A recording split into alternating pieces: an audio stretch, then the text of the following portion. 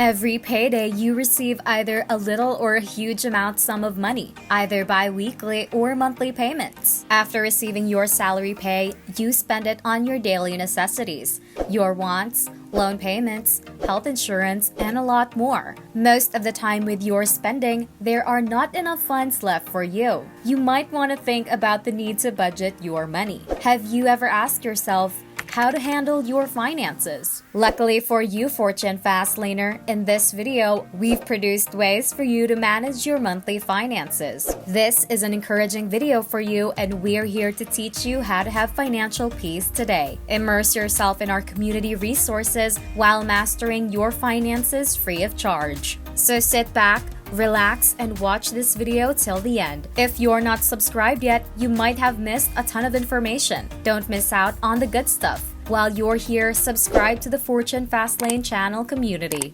Budgeting doesn't need to be complicated. In reality, the best ways to a budget can be incredibly easy and quick. Here is how you should manage your money using the 50 by 30 by 20 rule. Now, you might be wondering, what is 50 by 30 by 20 rule? Well, it is a budget rule and is recommended to help people reach their savings account balance goals by turning unhealthy spending habits into healthy, budget-conscious ones. It brings simplicity to your budget. It can help you reach your financial goals by exploring the dynamics of money and building that knowledge into your personal finances. It is all about understanding where your money is going and how you can use personal budgeting to ensure that you always get the best savings in your portfolio. So let's start with the 50%. The first thing you need to do is figure out how much money you have available and how much money to allocate to your needs, wants, and savings or debt. The money you receive your salary pay, you may separate the 50% of your money. So what is this 50%? The 50% are your needs. Now, what are your needs? Needs are expenses that you can avoid, such as necessities and payments for all the essentials that would be difficult for you to live without. And these are the things that you must do in order to survive. You have to spend and budget 50% of your money on your basic daily needs. For example, let's say 60 grand is your gross income for the year, but then you take into account taxes, which can come out to a different number. We are using that after-tax dollar figure. So in terms of the 50% needs, what can be included in the 50% needs? So let's think about regular living expenses. This is a great motivation for you to think about your own regular living expenses. When thinking about what costs you regularly spend, consider these.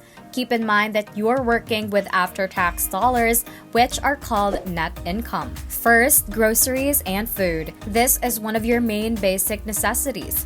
Of course, you need food to survive every day. There are many ways that you can adopt to save money on your food bill. One of these ways is understanding what foods are wallet-friendly and waste-friendly, because that means you won't overspend when it comes to your grocery shopping trip. Implementing some shorter cuts in the store, as well as being aware of how much time you spend shopping, will help your budget stay in check. Learning a few new, easy habits can help you save money on your monthly grocery bill. Stick with your budget and meet your money goals faster. You will have more cash to pay down debt, invest for the future, or save for something fun. The next one is mortgage or rent. Having a shelter to stay in is also one of our daily necessities in life.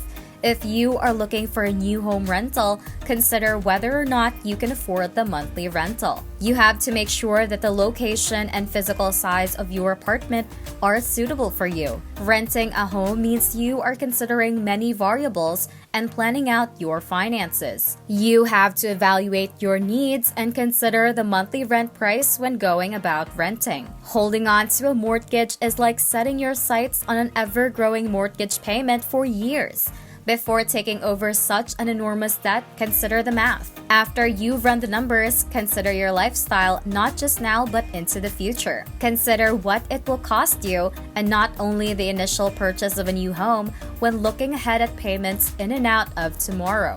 We also have utilities that are part of the 50% budget. Utilities are those bills such as electricity, water, gas, heating, garbage removal, sewage, phone, cable, and internet that pile up and take a big chunk of your budget. Make sure to stay within 10% of your monthly income on utilities, and consider lowering these costs as low as you can. You may want to find out what utilities you need to worry about and see how much it would cost you each month. This can help you to know how many utilities you want to become your monthly budget for that month, whether utilities are predictable and affordable or will require changes in your strategy. One of the keys to financial success is keeping a balanced and predictable budget. What constitutes utilities vary depending on what you need, so it's essential to know how much these costs will cost each month in total. Keep an eye out for ways that you can lower your utility bills too, if they are taking up too much of your monthly budget. One thing is for sure, even if you do lower your budget substantially, finding sources of savings within the utilities themselves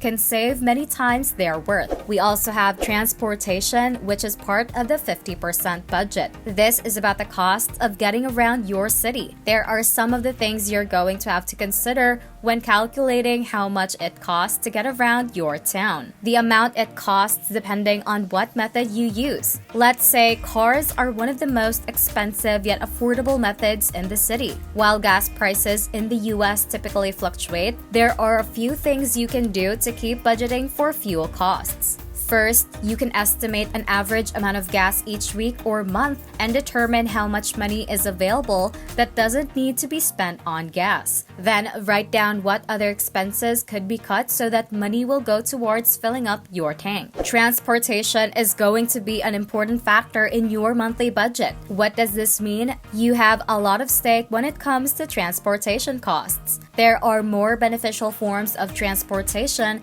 such as public transportation. Your transportation costs are going to eat up a significant part of your income, but it may be necessary. One last thing you may want to consider is health insurance. When it comes to taking care of your family through times of need, health insurance is not just something that makes you feel financially secure. A health insurance policy can also provide financial relief during times of increased medical treatment costs. Sometimes healthcare-related expenses can sometimes feel a bit overwhelming, but remember, you don't want to think of them as wants instead of needs because you need to be prepared. Health insurance is an essential resource. It provides protection from costly medical bills and keeps you protected while also maintaining a healthy life. Needs are typically things that inconvenience you or things about which you feel passionate and cannot live without. So when you budget 50% towards your needs, remember that those are what you're looking at, the 30%. So people generally consider wants to be things that make their life easier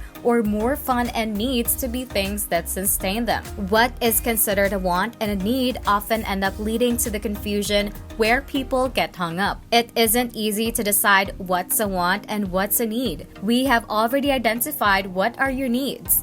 So now the next thing to consider is your wants. What is a want? What most people get wrong about the difference between wants and needs is that want is an impulse purchase. Technically, a want is something that you will buy more of, but it is not really necessary. When looking at what a person wants to do with their money, the next step to think about is the type of activity piece you are wanting to get into. So basically, want is a motive that denotes the intrinsic desire of people to acquire, possess, or achieve just about anything. Wants can be satisfied permanently or temporarily. The things that would fall under this category are, for example, shopping. So a want is something that causes a minor inconvenience in your life.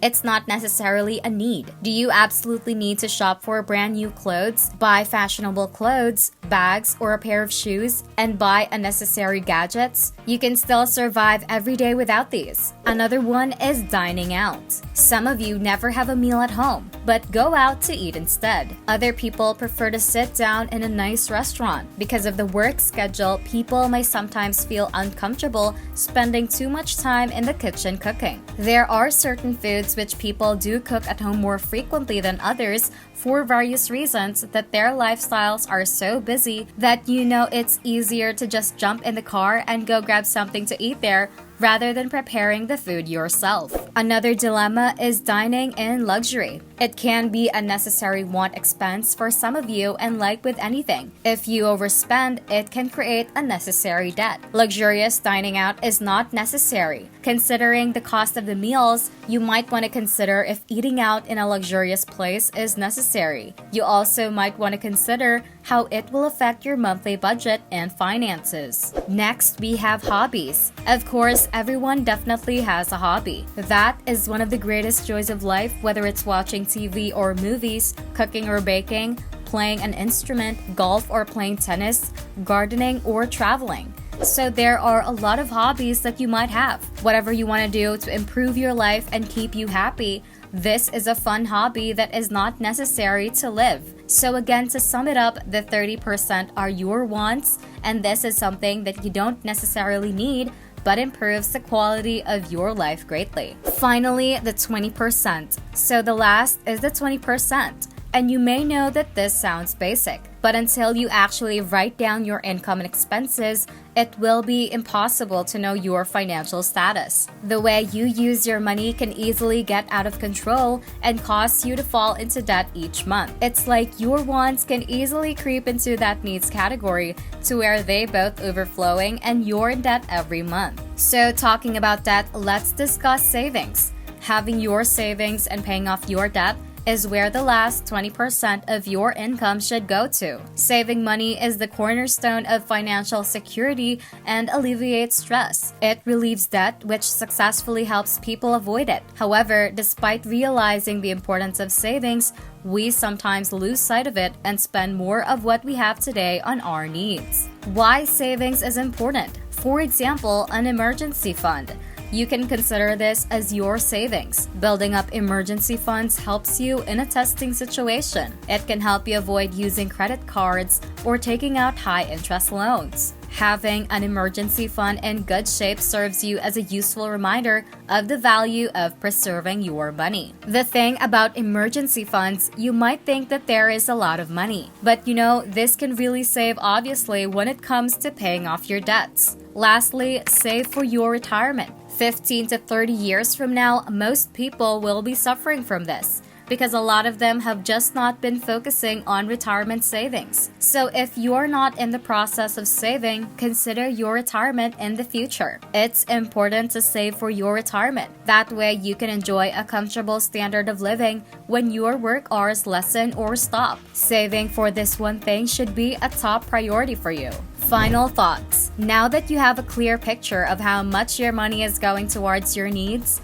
wants, and savings on a monthly basis, it's time to start working out the details of your budget. Knowing how much to spend on each category and the whole budget helps with planning what to spend your money on and will save you money in the long run. The best way to do this is by assessing the amount that you spend on your wants each month. You can now start to create a budget that fits the 50 by 30 by 20 rule. But keep in mind that this budgeting method varies depending on an individual's circumstances. The 50 by 30 by 20 rule is a fine budgeting system. It's important to also consider your personal finances though, because the rule won't always work for everyone. That's it for this video, Fortune Fastliner. Remember to subscribe to our channel, and if you feel like we've delivered value, please share this video with one person. That's right, just one person, as a token of your appreciation for the hard work we put into making content that educates and helps you on your mission of building your own fortune. Remember, you can watch video after video, but it isn't until you actually take action that you'll start to see results. See you soon.